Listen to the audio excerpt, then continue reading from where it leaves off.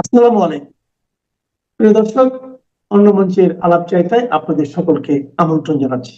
সুপ্রিয় দর্শক শ্রোতা মন্ডলী, আপনারা এই মুহূর্তে আমাকে যে যেখান থেকে দেখছেন বা পরবর্তীতে যে যেখান থেকে দেখবেন, আপনাদের সকলকে জানাই আমার আন্তরিক অভিনন্দন এবং শুভেচ্ছা। আপনারা এতক্ষণে হেডলাইন বা ব্যানার দেখে বুঝতে পারছেন আমি কি বলছি, যে হাদি বোমা বলে যে এইভাবে ফুটতেছে, কি ঘটছে আসলে এটা নিয়ে আমরা সবাই পেপার পত্রিকা এবং টিভি নিউজও দেখছি। আপনার গতকাল সারাদিনে 3টা না 4টা জানি বাসে আগুন লাগিয়েছে। আপনার ওই মৎস্য ও প্রাণী সম্পদ মন্ত্রণালয়ের উপদেষ্টা ফরিদা পারভিন ম্যাডামের এনজিওর অফিসেও নাকি কি একটা ককটেল নাকি ফেটেছে। আবার দেখলাম যে ইনুস কাকার গ্রামীণ ব্যাংকের সামনে নাকি একটা ককটেল ফেটেছে। আবার দেখলাম এনসিপির অফিসের সামনে যেও একটা ককটেল না বকটেল ফেটেছে বলে। আবার দেখলাম একজন যায় খালি হাতে কোনো কিছু ছাড়া উইদাউট এনি প্রোটেকশন একটা বকটেল হাতে তুলছে, এবং সেটা আসলে ককটেল না বকটেল নাকি এটা উপরালাই জানে, আমি জানি না, আমরা আসলে নামও জানি না, এগুলো চিনিও না, আমি জীবনও দেখিনি এইসব কি জিনিস। বলে যে এইভাবে ফুটতেছে, তারপরে গাড়ি জ্বলতেছে, মিছিল হচ্ছে। এরপরে শুনতেছি ঢাকা শহরে নাকি আজকে প্রায় 30%-এর উপরে গাড়ি ঘোড়াই কমে গেছে। আর এখন বিভিন্ন জন ইনিয়ে বিনিয়ে বলার চেষ্টা করতেছে যে এগুলা সব পতিত স্বৈরাচারী সরকার, ফ্যাসিস্ট সরকার, শেখ হাসিনার দল, এই ছাত্রলীগ আওয়ামী লীগ এসব গাড়ি ঘোড়াতে আগুন জ্বালাচ্ছে, ওইখানে বোমা ফাটাচ্ছে, এগুলো সব বিএনপি জামাত এরা বলার চেষ্টা করতেছে। কিন্তু আসলে আমার মাথায় ঢুকে না যে বাংলাদেশ আওয়ামী লীগ তো নাই সারা বাংলাদেশে, তাহলে এগুলো করবে কে? আমার মনে হয় কি জানেন, এগুলো সব এনএসআই ডিজিএফআই এরাই করতেছে। কইরা এরা নিজেরা করতেছে, কইরা ধরেন আমাদের উপর দোষ চাপাচ্ছে। তো দেখেন ভাই, আমরা হচ্ছে যে আওয়ামী লীগ একটা গঠনতান্ত্রিক দল, সুস্থ দল, এবং তারা মানুষের উপকারে আসে, সবসময় নিয়মতান্ত্রিক আন্দোলন করে। এসব জ্বালাও পোড়াও ভাই সেই 17 বছর ধরে তো বিএনপি জামাতই করছিল জ্বালাও পোড়াও, এখনো তারাই করতেছে, কারণ এনএসআই ডিজিএফআই এর ভিতর তো সব তাদের লোক, জামাতি লোক, তারাই হয়তো করতেছে, কইরা আমাদের উপর দোষ চাপাচ্ছে। তবে দেখবেন আমি কিন্তু এখন পর্যন্ত বলি নাই যে ওইখানের গাড়ি এইখানের গাড়ি, ওখানে বোমা এখানে বোমা, এগুলা ছাত্রলীগ আওয়ামী লীগ বা আমরা করছি, এটা আমি বলি নাই। তবে লোকে বলে, হ্যাঁ ভাই, লোকে বললে আমি কি করবো বলেন আপনি? লোকে বলে আমরা নাকি করছি, এখন আমি বুঝি না। আর আমাদের পোলাপানের মধ্যে তো অত সাহসও নাই আসলে, যে ধাম করে একটা গাড়ি জ্বালাই দিলাম, এই সাহস কি আমাদের আছে এখন? আর নাই। এটা এমনি ডাক দিলেও এখন 2-4 জন পাওয়া যায় না, আমরা করতে গিয়ে এখন হয়তো দেখা যাবে যে কালকে হয়তো দেখা যাবে যে সারাদিন হয়তো 50টা ব্যাংকের বুথ কে বা কাহারা ভাঙিয়া দিছে রাইতে দিনে মিল্লা। ওই যে একজন একজন দাঁড়ায় থাকে, সেগুলারে কেউ ধাওয়া দিছে, হেরা ভেঙে গেছে, এরপরে বুথ ভাঙিয়া দিছে। এই বুথের বুথ তো ভাঙা তো এটা ইয়ের কি বলে পাকা বুথ, হয়তো সামনের যে গ্লাসটারে কেউ 2টা পাটকেল মেরা ভাঙিয়া দিছে, ভিতরে যে টেকার মেশিন সেটাতে হয়তো কেউ একটা দাও দিয়া কোপ দিছে। এগুলো কি বলবে, বলে যে এগুলো সব আওয়ামী লীগ করে। কি রে ভাই, যাই করে দুনিয়াতে এখন সব আওয়ামী লীগ। তার মানে এখন ইউনুস কাকার যদি ধরেন আজকে যদি ডায়রিয়া হয়ে যায়, সেটাও কি বলবে, আওয়ামী লীগ। ওই যে ফরিদা ম্যাডামের ঘরের চাউল নাই, সেটাও আওয়ামী লীগ। ঘরের বউ বাচ্চায় ঝগড়া, সেটাও আওয়ামী লীগ। সব কিছুতে এরা আওয়ামী লীগ দেখে। সুতরাং এখানে আমার আসলে কি বলবো, এদেরকে বলার ভাষা খুঁজে পাই না। যেমন ধরেন আজকে এই যে আপনারা যখন আমার এই ভিডিওটা দেখছেন, এই সময় দেখবেন যে জামাত বলছে যে ইসলামিক আরো শক্তি নিয়ে আজকে ঢাকা শহরে তারা মহা সমাবেশের মতো করবে, শক্তি প্রদর্শন করবে। এইসব শক্তি প্রদর্শন করতে যায় হয়তো তারা আবার বাটার দোকান ভাঙবে, কোনো মার্কেটের মধ্যে হয়তো 2টা ইট মাইরা দিবে, কোথাও হয়তো 2টা টায়ার জ্বালাইয়া দিবে। এগুলা কইরা তারা চাইবে যে তাদের নির্বাচন যাতে পিছায় যায়, এইসব গন্ডগোল করে, যে দেশের ভিতরে গন্ডগোল অস্থিতিশীল অবস্থা, আপনারা কেউ নির্বাচনের কথা বলেন না, এগুলো তারা বলবে। তারা বইলে কি বলবে, সব সব আওয়ামী লীগ ভাই। এখন দেখেন আজকে এই যে বিকাল বেলা কানাডা, কানাডার এম্বাসি থেকে একটা সতর্ক বার্তা জারি করছে কানাডার নাগরিকদের জন্য, যারা বাংলাদেশে বর্তমানে আছে বা যারা আগামী 2-4-10 দিন বা 1 সপ্তাহের ভিতরে বা 1 মাসের ভিতরে বাংলাদেশে আসবেন, তাদেরকে হলুদ সতর্কবার্তা। মানে এখানে কিন্তু 3 রকম সতর্কবার্তা হয়। হলুদের পরে যখন হচ্ছে কমলা কালার যাবে গা, ওইটা হচ্ছে যে ভাই মহা সতর্কবার্তা, মানে ওই যে আমাদের দেশে যে 10 নম্বর সিগন্যাল আছে ওই রকম। আর হলুদ সতর্কবার্তা হয় 8:30-এর পর্যায়ে পরে। এরা বলছে যে দেশের পরিস্থিতি খারাপ, বাংলাদেশের পরিস্থিতি খারাপ, এই সে, সুতরাং তোমরা কেউ এই মুহূর্তে বাংলাদেশে আইসো না, নিরুৎসাহিত করতে, যারা আছেন তারাও শর্ট করে চলে যান, কারণ কখন কি হয়। এটা কানাডার এম্বাসি। এখন হয়তো কালকে সকালে যে এইটাও সালার ফ্যাসিস্ট আওয়ামী লীগই করাই দিছে কানাডারে বলছে।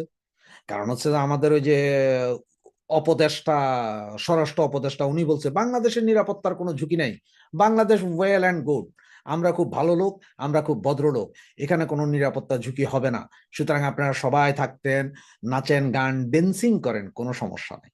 কিন্তু কানাডা এটা জারি করে দিল। এখন এটা কানাডা যেহেতু জারি করছে, এরপর হয়তো ইউরোপীয় ইউনিয়ন জারি করবে 2-1 দিনের ভিতরে, সারা পৃথিবী থেকে হয়তো সবচেয়ে শক্তিশালী 50-60টা দেশ জারি করে দিবে। এদিকে শুনতেছি চায়নাও জারি করে দিছে একই ঘটনা। কি যে হইতেছে আমার ভাই মাথায় ঢুকে না। এখন আমার কথা হচ্ছে যে এইভাবে কারা গাড়ি চালাইতেছে, কারাই ধরেন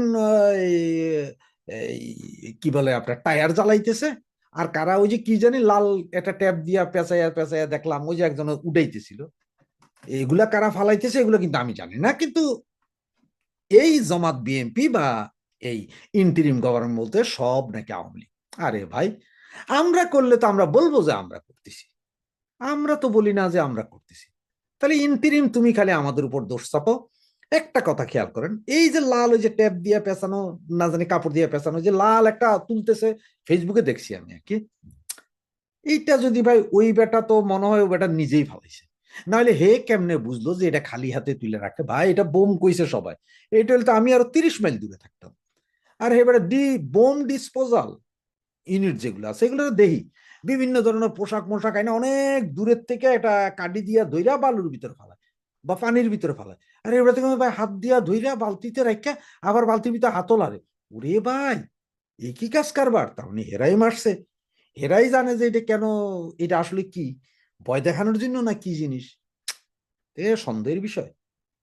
চিন্তা করেন, এই যে আজকে, এই জন্য বললাম যে আজকে সারাদিনে ঢাকা শহরে 4টা নাকি গাড়ি জ্বালাইছে, তারপর আরো কি কি করছে।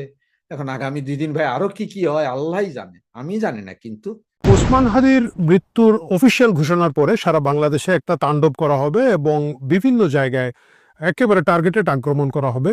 এই খবরটা কিন্তু গত কয়েকদিন ধরে বেশ চাউর।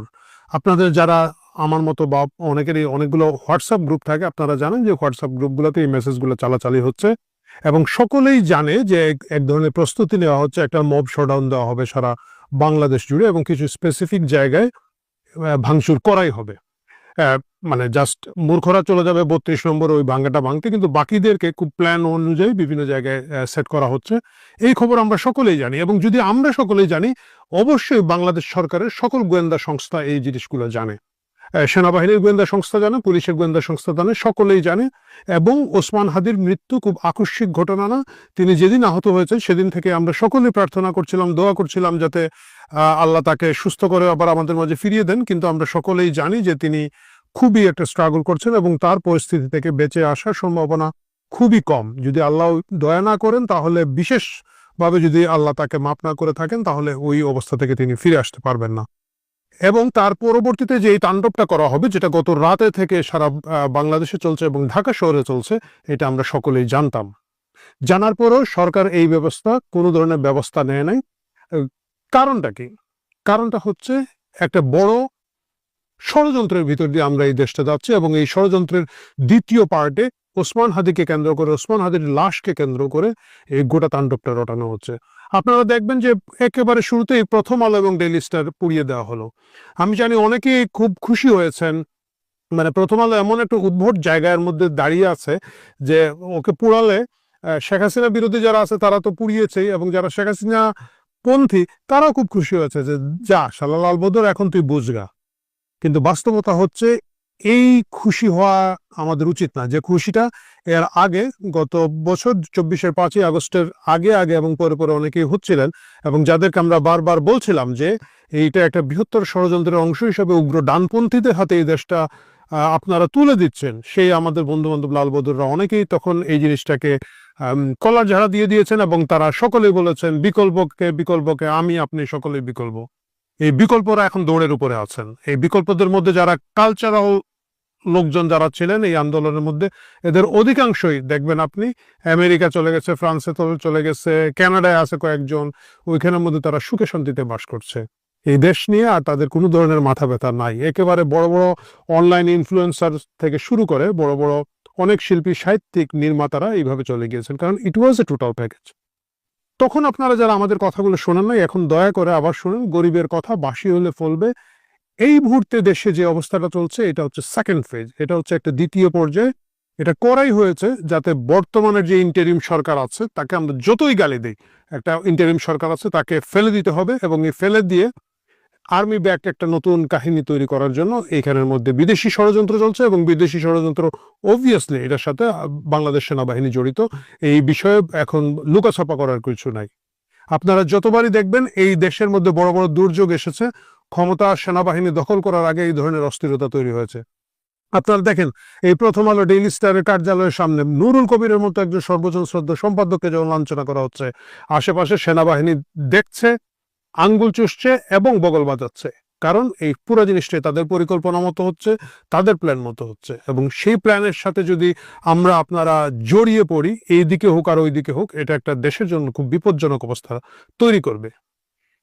আমাদেরকে বুঝতে হবে যে ওসমান হাদির যে মৃত্যু হয়েছে, তাকে যে বা যারা খুন করে থাকুক না কেন, তাদের প্রত্যেকের সর্বোচ্চ শাস্তি আমাদের প্রয়োজন আছে। কিন্তু এই খুনিরা কিভাবে এখন পর্যন্ত ধরাছোঁয়ার বাইরে আছে, তারা দেশে থাকুক আর দেশের বাইরে থাকুক, কেন তাদেরকে ধরাছোঁয়া যাচ্ছে না? যেখানে একজন মুখোশ ঢাকা কাজের মেয়ে খুন করেছিল, খুন করার পর তাকে ওই প্রত্যন্ত গ্রামাঞ্চল থেকে ধরে নিয়ে আসা গেল, এদেরকে কেন ধরা হচ্ছে না? এদের পিছনে কিভাবে এজেন্সিগুলোর সমর্থন আছে, কিভাবে একটা মোটরসাইকেলের জায়গায় আর একটা মোটরসাইকেল দেখিয়ে ধুমধাম করে একটা লোককে গ্রেফতার করা হচ্ছে, এই প্রশ্নগুলো কিন্তু এখনো তোলার সময় আছে। তবে তার থেকে বড় জিনিসটা হচ্ছে দেশের স্বার্থে, দেশকে যদি বাঁচাতে হয়, আগামী নির্বাচন বানচালের এই যে টোটাল চেষ্টাটা হচ্ছে, এটার বিরুদ্ধে আমাদের সবাইকে একসাথে রুখে দাঁড়াতে হবে।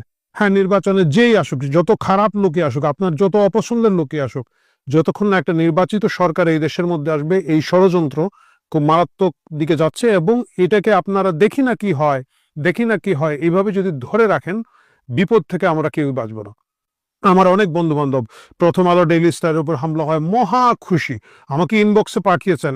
প্রথম আলো আমাদের একজন বন্ধু আছেন, যেমন ধরুন শিমু নাসের 5ই আগস্টের পরে বলেছিলেন যে এই যে কিবোর্ডের ব্যাকস্পেস না চেপে লিখতে পারি, এই বাক স্বাধীনতার জন্যই লড়াই করেছিলাম। তো আমাকে একজন ইনবক্সে লেগেছে, ভাই আপনাদের শিমু নাসের তখন কিবোর্ডটাই পুড়ে ফেলাছে। যে এটা আপনাদের কাছেও তো অনেক ধরনের তৃপ্তি বা মজার জায়গাটা লাগছে। আমাকে একজন পাঠিয়েছেন যে জাইমা রহমান, আপনারা জানেন যে ডেইলি স্টারের সাংবাদিক, যিনি এই জুলাই আগস্টের বিপ্লবে 24 সালে একটা বিশাল ভূমিকা রেখেছেন, একদম যাকে আমরা বলি জাদ্রেল ভূমিকা রেখেছেন, এবং পরবর্তীতে এই যে জুলাই চেতনা, আগস্টের চেতনা বিক্রি বাট্টা করে যারা পরবর্তী 1 বছর খাচ্ছেন ভাঙ্গায়, উনি বিভিন্ন সেমিনারে সমাবেশে গিয়ে ওইটা ভাঙ্গায় খান, সেটা তার ব্যাপার। কিন্তু উনি যখন শ্বাস নিতে পারছেন না, ফেসবুকে লিখেছেন যে শ্বাস বন্ধ হয়ে যাচ্ছে, মহা খুশি হয়ে লোকজন আমাকে ইনবক্সে স্ক্রিন দিচ্ছে, ভাই এই যে আপনাদের জাইমা রহমান সাংবাদিক ধরা গেছে, এখন কেমন লাগে, তার জুলাই বিপ্লব কেমন লাগে। এই জিনিসগুলো নিয়ে আমরা অনেক হাসি ঠাট্টা করতে পারবো, আপনি পারবেন, আমি পারবো, আরো অনেকেই হয়তো করতে পারবেন, কিন্তু বাস্তবতা হচ্ছে একই জিনিসের পুনরাবৃত্তিটা ঘটছে। ঠিক যেভাবে জুলাই আগস্টের ঘটনার সময় উগ্র ডানপন্থীদের উত্থানের বিষয়ে আমরা যখন সতর্ক করেছি, তখন আমাদের এইসব বন্ধু বান্ধব যারা আজকে ভুক্তভোগী, তারা সকলে যেভাবে হেসেছেন, এখন তাদের বিপর্যয়ে আপনারা যারা হাসছেন, আমি আপনাদেরকে সতর্ক করে দিতে চাই, পরবর্তী হামলাটা আপনাদের উপরে হবে। আপনাদের মনে আছে আমাদের প্রিয় সম্পাদক মতি ভাই কি খুশি হয়ে হাততালি দিয়ে দিয়ে নাহিদের সাথে হ্যান্ডশেক করছেন এবং আনন্দ করছেন যে দেখ অবশেষে আমরা কি করেছি। এবং তখনই ওনারা জানতেন না, তারা বুঝেন নাই যে পরবর্তী হামলার শিকার তারা হবেন। আজকে আপনারা যারা হাসছেন, আজকে আপনারা যারা নিশ্চুপ আছেন, আজকে আপনারা যারা ভাবছেন যে ঠিক আছে লালবদরে মারামারি হচ্ছে, পরবর্তী বিপদটা আসলে আপনাদের উপরে আসবে। দেশ এখন বিপন্ন এবং আমরা সকলেই বিপন্ন, এবং কিছু উগ্র লোকজন বিভিন্ন দল মত গোষ্ঠীর একসাথে হয়ে যে কাজগুলো করছে, এটা আসলে একেবারে বিদেশি সংস্থাগুলোর পরিকল্পনা মতো হচ্ছে, বিদেশি সংস্থাগুলোর মানচিত্র এঁকে দেওয়া পথ, সেই পথের মধ্যে হচ্ছে, একইভাবে হচ্ছে। আপনারা দেখবেন, আমি দেখলাম যে এনসিপির এক নেত্রী যেমন উদিচিকে টার্গেট করে 3 দিন ধরে স্মির ক্যাম্পেইন করছেন, এবং তখনই আমি বুঝেছি যে উদিচি এবং ছায়ানট দুটোর নাম যখন উনি বলেছেন যে এই দুটোর উপরে হামলা করবে, মানে তখন পর্যন্ত তো সকলেই মোটামুটি যারা একটু সচেতন ঢাকায় তারা জানতেন যে একটা হামলার প্রস্তুতি হচ্ছে বিভিন্ন জায়গায়, এবং এই প্রস্তুতির মধ্যে তখন ছায়ানট ঢুকে যাবে এবং উদীচী ঢুকে যাবে। এনসিপির ওই নেত্রীর বক্তৃতা, মানে উনি যখন এটা ক্যাম্পেইন শুরু করেছেন তখন কিন্তু ইনবক্সে চালাচালি হয়েছে, এবং আমাদের যারা সাংস্কৃতিক মনা বন্ধু বান্ধব আছেন যোগসূত্রে, তারা প্রত্যেকে সতর্ক করেছেন যে হ্যাঁ এটা হবে, এবং এটার পিছনে হয়তো উদীচীর আর্টিস্টরা এবং ছায়ানট এই প্রতিষ্ঠানগুলোর উপরে হামলা হতে পারে। তাহলে দেখা যাচ্ছে এই পুরো পরিকল্পনাটা এমন ভাবে করা হচ্ছে যে দেশটা যাতে খুব বেশি অশান্ত হয়ে পড়ে, অস্থির হয়ে যায়, এবং এমন একটা পর্যায়ে তৈরি হয় যখন এই সরকারকে সকলে মিলে আমরা টেনে হিঁচড়ে নামাতে বাধ্য হব, এবং তখন গিয়ে ওই আগের মতো ওয়াকার আরেকটা ব্লাফ মারবে, আগের বার মেরেছিল যে দেশের সকল নিরাপত্তার দায়িত্ব আমার, আপনারা টেনশন ফ্রি থাকেন, একই কথা বলে আরেকটা নতুন সরকার এখানের মধ্যে দিবে, এবং ওই সরকার এই সরকারের চেয়ে খারাপ হবে। যায় দিন ভালো 80 দিন খারাপের মতো, যেরকম আগের সরকারের তুলনায় এখনকার সরকারের পরে লোকজন বলছে যে আগেই ভালো ছিলাম। বিশ্বাস করেন এই অথর্ব, অযোগ্য, অদক্ষ, শট ডক্টর ইউনূস এবং তার লোকজনের যে সরকার আছে, পরবর্তীতে যে সরকারটা আনার এখন চেষ্টার জন্য এই দেশটার মধ্যে অশান্তি তৈরি করা হচ্ছে, তারা এর চেয়ে খারাপ হবে, এর চেয়ে নির্মম হবে, এর চেয়ে বেশি পিশাচ হবে। সুতরাং আমি সকল পক্ষকে অনুরোধ করব, একটু ঠান্ডা মাথায় ভাবুন, ধৈর্য ধরে ভাবুন। কিছু লোক উস্কানি দিচ্ছে, পরিকল্পিতভাবে কিছু লোককে টাকা পয়সা দিয়ে পাঠানো, 100, 200, 150 লোক গিয়ে ওখানে মব তৈরি করবে, এবং বাকিরা হুজুগে মাতাল হয়ে, এটা ডোমিনো এফেক্ট তাই হয়, কিছু লোক করলে বাকিরা মনে করে এটা করাই যেতে পারে। এই ডোমিনো এফেক্টে আগামী কয়েকদিন এই দেশের অবস্থা খুব খারাপ হবে। এবং আমার সবচেয়ে বড় যে আশঙ্কার জায়গাটা হচ্ছে যে যদি হাদির মৃত্যুর মাধ্যমে এটা তারা অ্যাচিভ করতে না পারে, তাহলে তারা হয়তো আরো অনেকগুলো হত্যাকাণ্ড আগামীতে ঘটাবে। যারা জুলাই আগস্টের সাথে জড়িত ছিলেন এবং ছিলেন না, যারা বিভিন্ন সুশীল সমাজের লোকজন, যাদের ভ্যালু আছে, যাদের মৃত্যু মানুষকে ভাবাবে, কাঁদাবে, রাস্তায় নামাবে, তাদের প্রত্যেকে সাবধান থাকুন, সতর্ক থাকুন, কারণ আমার আপনার প্রত্যেকের জীবনী ঝুঁকির মুখে। আমরা সকলে বিপজ্জনক অবস্থা আছে, এবং আমাদেরকে হত্যার মাধ্যমে, কারো না কারো হত্যার মাধ্যমে বা বড় কোনো অঘটন ঘটানোর মাধ্যমে এই দেশকে আরো বেশি অশান্ত করার জন্য আন্তর্জাতিক প্লেয়াররা এই মুহূর্তে মাঠে আছে। এটা আমাদেরকে মানতে হবে। এবং আপনারা আসলে যতই ডক্টর ইউনূসকে গালি দেন, এটা দেন, ওইটা দেন, দে আর পার্ট অফ দিস গেম। তারা ইচ্ছা করে, আপনি কোনোভাবে দেখেন সেনাবাহিনী পিঠ চুলকাচ্ছে ভাই, একটা পত্রিকা অফিসে আগুনে পুড়ে সাংবাদিকরা যে কোনো সময় মারা যেতে পারে, আপনি দেখছেন এখানের মধ্যে গা জ্বলাচ্ছে, পিঠ চুলকাচ্ছে। মানে কারণ বাজারের সাধারণ যে দারোয়ানরা রাতের বেলা বাঁশি মেরে ট্রাফিক কন্ট্রোল করে, ওইখানকার আড়তের, এদেরকে দায়িত্ব দিলে হয়তো এর চেয়ে ভালো মব কন্ট্রোল করতে পারতো। এর মানে হচ্ছে মব কন্ট্রোলের কোনো চেষ্টা নেই, মব ডিজাইন করে এজেন্সিগুলো মাঠে নামিয়েছে। এবং এই জায়গায় আমাদের সকলের অনেক অনেক অনেক বেশি সতর্ক হতে হবে, কারণ যে কেউ উস্কে দিবে, আমিও উস্কে দিতে পারি, আমিও বিদেশে বসে আছি, আমার কিছু আসে যায় না। এরকম আরো অসংখ্য লোকজন আছে যাদের আসলে কোনো কিছু আসে যায় না, তারা এজেন্সিকে সার্ভ করবে, তারা বিদেশি শক্তিগুলোকে সার্ভ করবে এবং দেশকে ক্রমাগত অশান্ত করে রাখবে। এবং এটা তাদের দুইটা লাভ, একটা হচ্ছে একটা প্রভাব প্রতিপত্তি হচ্ছে, প্রচুর টাকা পয়সা হচ্ছে, আমি বাণিজ্যের কথা বলছি না, এর বাইরেও প্রচুর টাকা পয়সা হচ্ছে, কিন্তু ইভেনচুয়ালি এই দেশ ভয়ানক বিপদের মধ্যে দিয়ে যাচ্ছে, এবং সেই বিপদ থেকে রক্ষা হতে হলে সকল পক্ষকে একটু ঠান্ডা মাথায় ভাবতে হবে। প্রিয় দর্শক, আজকে আমরা কোনো রসিকতা করবো না, আজকে রসিকতার সময় নয়, আজকে আমরা সিরিয়াস কথার মধ্যে থাকবো, এবং এটাই হচ্ছে সেই সিরিয়াস কথা। দল বাদ দেন, গোষ্ঠী বাদ দেন, গ্রুপ বাদ দেন, কে কোন দিকে আছে বাদ দেন, দেশের কথা ভাবুন। এই মুহূর্তে যদি দেশ রক্ষা হয়, আগামীতে আপনারা মিলে আবার ঝগড়া বিবাদ, মারামারি, দেশ নিয়ে কামড়াকামড়ি সবই করতে পারবো। কিন্তু দেশ যদি না থাকে, দেশের টোটাল শাসন ব্যবস্থা যদি না থাকে, রাষ্ট্র যদি উল্টো পাল্টো হয়ে যায়, আজকে হয়তো মতি ভাই উপরে বিপদ আসছে বলে আপনি হাসতেছি, খুব ভালো হয়েছে বলছেন, কিন্তু মনে রাখতে হবে এর বাইরে কালকে মতি রহমানের জায়গায় অন্য কোনো মতি আক্রান্ত হতে পারেন, এবং তখন কাদার জন্য কোনো লোক অবশিষ্ট থাকবে না। ডিপ স্টেট যে কাজে ইউনূসকে লাগিয়েছিল, ডিপ স্টেট 100% সফল, এবং ইউনূস তার কাজ করে দেখিয়ে দিয়েছে। দেশটাকে মোটামুটি সিরিয়া বানিয়ে ইউনূস আরো গভীর অন্ধকারে দেশটাকে ঠেলে দিচ্ছে। এখনো কিছু হয়নি, আরো হওয়ার বাকি আছে। গতকাল সারা রাত আমি লাইভ টিভি দেখেছি, বিভিন্ন চ্যানেল আমি ঘুরিয়ে সেখানে দেখে, আর সকালবেলা যা খবর আমি পেলাম তাতে থেকে আমার এই উপলব্ধি। এখন কালকে সারা রাত্রিবেলা সারাদিন কি হলো, হাদির মৃত্যুর ঘটনার শোনার পর কালকে আমি একটা খবর করেছিলাম, সেখানে বলেছেন 98% ডেথ ঘোষণা করে দিয়েছে। তো যাই হোক, 152টা স্থাপনায় আগুন লাগানো হয়েছে, 152টা স্থাপনায়। ঢাকা সহ 10টি জায়গায় 10 জন মারা গেছেন, নিখোঁজ অন্তত 7। এর মধ্যে ঢাকায় 3 জন, সাতক্ষীরায় 5 জন, চিটাগাঁওয়ে 1 জন, খুলনায় 1 জন, ময়মনসিংহে 1 জন। এই যে সাতক্ষীরাতে, এই চিটাগাঁওতে, সাতক্ষীরাতে এখানে একজন হিন্দু আছেন সংখ্যালঘু, খুলনায় 1 জন সংখ্যালঘু এবং ময়মনসিংহে 1 জন সংখ্যালঘু। তার মানে 10 জন যে মারা গিয়েছেন তার হামলায়, এই 10 জনের মধ্যে 3 জন হচ্ছে সংখ্যালঘু সম্প্রদায়ের মধ্যে। এটা হচ্ছে পুরো রাষ্ট্রীয় পৃষ্ঠপোষকতায়।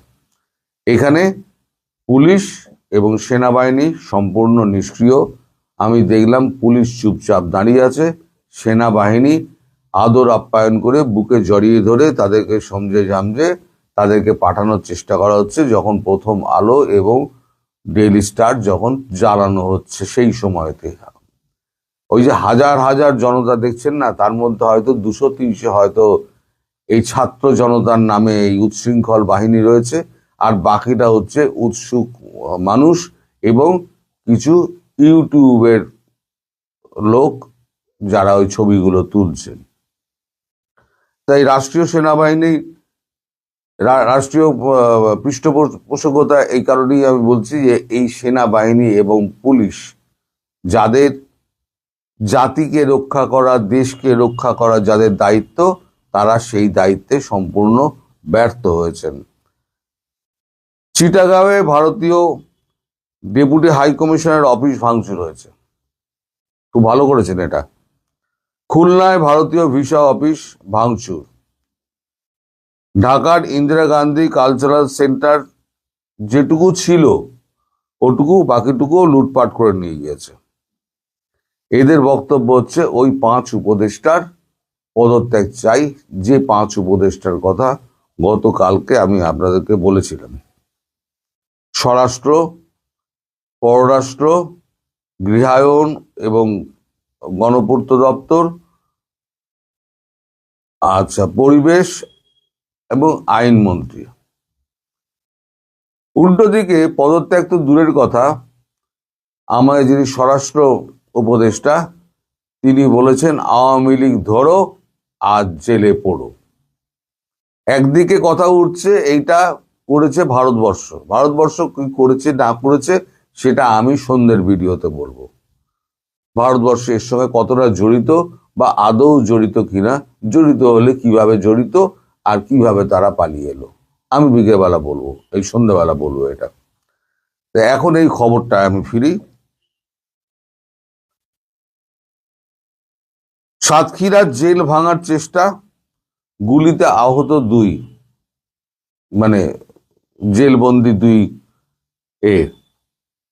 তারা আহত হয়েছে ওই জেলের পুলিশের গুলিতে। আচ্ছা, আজকে নামাজের পর, আজকে শুক্রবার, আজকে নামাজের পর ঢাকা হাই কমিশনার অফিস অভিযান হবে। আজকে হয়তো ঢাকা হাই কমিশন হয়তো ভেঙে গুড়িয়ে দেওয়া হবে, তো সেটা আশঙ্কা করা হচ্ছে। মানে ভালো, আপনারা যেটা করছেন সেটা ভালো। এইটা করণীয় কি, এই যে অবস্থা চলছে এটা মানে কিভাবে মোকাবিলা করা যায়, কাদেরকে নিয়ে বসা হচ্ছে? যে 5 জন উপদেষ্টার এরা পদত্যাগ চাইছে, এরা বলছে এরা বেঈমান, এরা আমাদের ধোঁকা দিয়েছে, এরা দেশকে লুট করতে এসছে। কালকে ক্যামেরায় বলছে এরা দেশকে লুট করতে এসছে, এরা আমাদের রক্ত চুষছে, তাই এদের পদত্যাগ আমরা চাইছি এবং এদের বিচার চাইছি। তা সেই উপদেষ্টাদের দিয়ে ইউনূস সাহেব তিনি আবার একটা বৈঠকে বসছেন। ভালো, তারপর সন্ধ্যের সময় আবার 3 সেনা প্রধানকে ডাকা হয়েছে, সেখানে আবার একটা বৈঠক। আর বৈঠক করে কি হবে? দেশের তো সম্পত্তি রক্ষা করতে পারছেন না, মানুষের জানমালের রক্ষা করতে পারছেন না, আপনি উপদেষ্টা হয়ে আপনি ওখানে শুধু মিটিং করে যাচ্ছেন। যখন আপনার যমুনা আক্রমণ হবে তখন আপনি বুঝতে পারবেন যে সাধারণ মানুষের উপর কি অত্যাচার হয়েছিল এবং সেটা ভুক্তভোগী হলে কেমন হয়। সেই দিন আসছে, আপনি ওয়েট করুন, সেদিন আসছে। আচ্ছা, এর মধ্যে সব থেকে ইন্টারেস্টিং পয়েন্ট হলো পাকিস্তানের যে দূতাবাস ছিল সেই দূতাবাসের 9 কর্মী ঝাঁপ বন্ধ করে দিয়ে পালিয়ে গেছে এখান থেকে, পাকিস্তান পালিয়ে গেছে। এছাড়া আপনারা দেশ ছাড়ছে ধীরে ধীরে ইউনাইটেড স্টেটস, মানে মার্কিন যুক্তরাষ্ট্র, যুক্তরাজ্য, কানাডা, ইউরোপিয়ানের ইউনিয়নের ব্যবসায়ী এবং যারা সরকারি কর্মী আছে তারা। ওদিকে তারেক রহমান আর এর সঙ্গে তো মিটিং চলছে, এখন মিটিং এ কি হয় সেটা তো পরে বোঝা যাবে। তবে সব থেকে মজার কথা হলো যে অ্যামনেস্টি ইন্টারন্যাশনাল যে যারা ইউনূসের পক্ষে একদিন রায় দিত, ইউনূসের পক্ষে লেখালেখি করতো, সেই অ্যামনেস্টি ইন্টারন্যাশনাল বিবৃতি দিয়েছে ইউনূসের আমলে কেউ নিরাপদ নয়। সব কিন্তু আস্তে আস্তে ইউনূসের বিপক্ষে চলে যাচ্ছে। আরো মজার ঘটনা আছে, সেটা হচ্ছে এই যে নিউ এজের সম্পাদক নুরুল কবির, তিনি মার খেয়েছেন, বেধড়ক পেটানি হয়েছে তাকে। ডেইলি স্টার এবং প্রথম আলো তো পুড়িয়ে দিয়েছে, সে তো আমি আগেই বললাম, আপনারা সবাই জানেন। তাদের ডেইলি স্টারের যে সম্পাদক তিনি হচ্ছেন মাহফুজ আলম, তিনি অজ্ঞাত স্থানে চলে গেছেন। প্রথম আলোর মতিউর রহমান, তিনিও অজ্ঞাত স্থানে চলে গেছেন। মানে এনারা দুজন এখন অজ্ঞাত স্থান থেকে দেখভাল করছেন এবং পরিচালনা করছেন। এই হচ্ছে সামগ্রিক পরিস্থিতি বাংলাদেশের। আমার মনে হয় যে খুব শিগগির হয়তো বাংলাদেশ একটা রক্তক্ষয়ী সংগ্রামের মধ্যে দিয়ে যাবে। তার কারণ হচ্ছে এই যে আওয়ামী লীগ ধরো আর জেলে পড়ো, এই কথাটি এই যে স্বরাষ্ট্র উপদেষ্টা যেটা বলেছেন, তাতে কি হবে? আওয়ামী লীগের কর্মীরা ম্যাক্সিমাম কজন পালিয়েছে? 5 কোটি লোক ধরি আওয়ামী লীগের, তার মধ্যে হয়তো 50,000 হয়তো পালিয়েছে, বাকি তো 4.5 কোটি দেশে রয়েছে। তারা যখন দেখবে আমরা তো এমনিতেই মরবো, অমনিতেই মরবো, এরা যখন ফাইট ব্যাক শুরু করবে তখন আর একটা সিরিয়া বাংলাদেশের বুকে তৈরি হবে। আর হাই কমিশনের গায়ে হাত দেওয়া মানে বাংলাদেশের কপালে দুঃখ আছে, কূটনৈতিক সমস্ত সম্পর্ক ছিন্ন করে দেবে।